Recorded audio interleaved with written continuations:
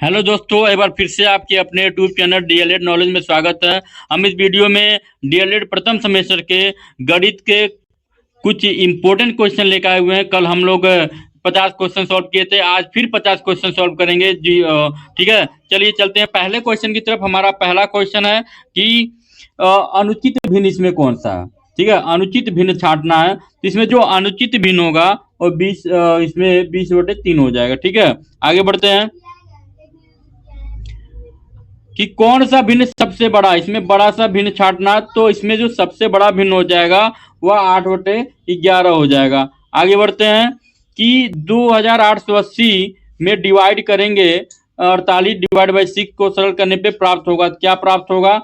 तो यहाँ पे 360 कैसे, तो आप जानते होंगे कि 2880 में भाग देना है, 6 से 48 भाग देंगे तो 8, और 8 से इसमें भाग देंगे तो आएगा 360 आएगा। ठीक है, याद रखिएगा। चलिए आगे बढ़ते हैं कि एक गोले का आयतन 36 घन सेमी है, तो उसकी त्रिज्या कितनी होगी? कि इसकी जो त्रिज्या होगी वह हो जाएगा 3 सेंटीमीटर। आगे बढ़ते हैं, ए प्लस बी का होल स्क्वायर का मान कितना होता है? A square plus B square plus 2ab होगा। ठीक है, ये हो जाएगा आपका ए स्क्वायर, सबको A square plus B square plus 2ab होता है। ठीक है, आगे बढ़ते हैं कि यहाँ पे देखिएगा लिखा हुआ है कि 5 सही 3/2 को विषम भिन्न में बदलने पे प्राप्त होगा। तो 2 × 5 = 15, 3 = 18। यहाँ पे देखिएगा 2 × 5 = 10, 3 = 13/2 हो जाएगा। कितना हो जाएगा? 13/2। ऑप्शन नंबर अ सही हो जाएगा, याद रखिए। चलिए चलते हैं अगले क्वेश्चन की तरफ। हमारा अगला क्वेश्चन है कि 1/2 गुणे 5/4 प्लस 3/6 का मान कितना होगा? तो इसका जो मान होगा वो 5/4 होगा। कैसे होगा? तो आप कर सकते हैं 1/2 गुणे 5/4, और यहाँ पे भाग को गुणा में बदल देंगे, और ये 6 को ऊपर कर देंगे, 3 को नीचे कर देंगे। ठीक है, अब इसको हल करेंगे तो आंसर आ जाएगा। चलिए आगे बढ़ते हैं कि सभी संख्याओं का सार्वगुणनखंड क्या है? तो 1 होता है। ठीक है, एक सम्य होता है, याद रखिएगा। आगे बढ़ते हैं, 7 और 16 के सार्वगुणनखंड हैं। कौन है? तो 7 और 16 के बीच में केवल एक ही है जो उनका गुणनखंड होगा। आगे बढ़ते हैं, 2 और 3 का लॉस कितना होगा? तो 2 और 3 का लॉस 6 होगा। ठीक है, क्या हो जाएगा? 6 हो जाएगा। दो संख्याओं का मौसम 45 है, लॉस 5, उनमें से एक संख्या 125। दूसरी संख्या बताइए कितनी होगी? तो दूसरी संख्या हो जाएगा 180। फार्मूला जानते हैं कि मौसा गुणे लॉसा बराबर पहली संख्या गुणे दूसरी संख्या। इसमें मान भरेंगे, आंसर आ जाएगा। ठीक है, आगे बढ़ते हैं कि 0.05 का मान कितना होगा? यहाँ पे 0.05 का मान कितना होगा? इसमें 100 से हम गुणा करेंगे तो 5 वोट कितना हो जाएगा? 100 हो जाएगा। तो 5 करने 5 और 5 से काटेंगे 20, 1/20 तो आना चाहिए। आंसर इसका 1/20 हो जाएगा। आगे बढ़ते हैं कि 0.6 गुणे 0.4 का मान कितना? तो 6 चौको 24 हो जाएगा, और 0.2 स्थान पर लगा देंगे तो 0.24। आंसर कितना हो जाएगा? 0.24, ऑप्शन नंबर 100। आगे बढ़ते हैं कि 228.54 में भाग देंगे 100 से। अगर 228.54 में हम 100 से भाग देंगे तो दशमलव और कहाँ पर चला जाएगा?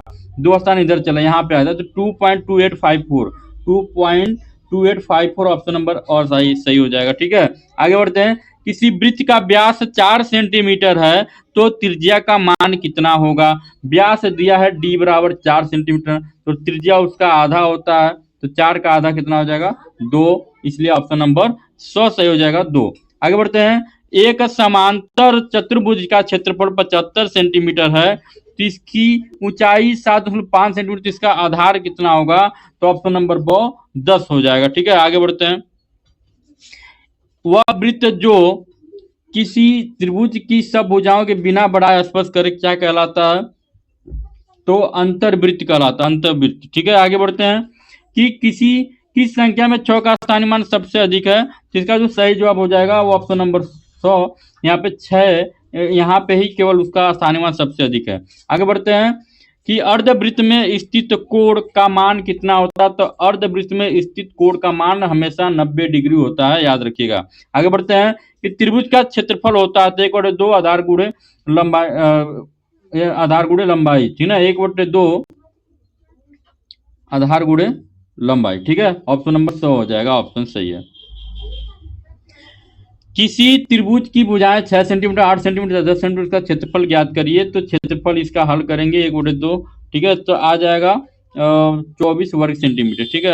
आगे बढ़ते हैं कि एक त्रिभुज का क्षेत्रफल क्या होगा जिसका आधार 10 सेंटीमीटर तथा ऊंचाई 6 सेंटीमीटर। 1/2 आधार गुणे ऊंचाई, ठीक है। तो 2 × 5 = 10, 5 × 30, 30 आ जाएगा 30 वर्ग सेंटीमीटर, ठीक है।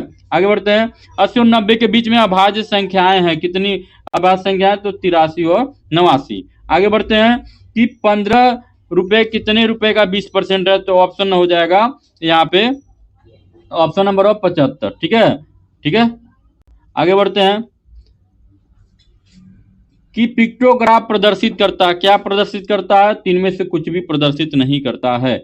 पाई चित्र में प्रदर्शित कुल आंकड़े आधारित होते हैं, किस पर आधारित होते हैं?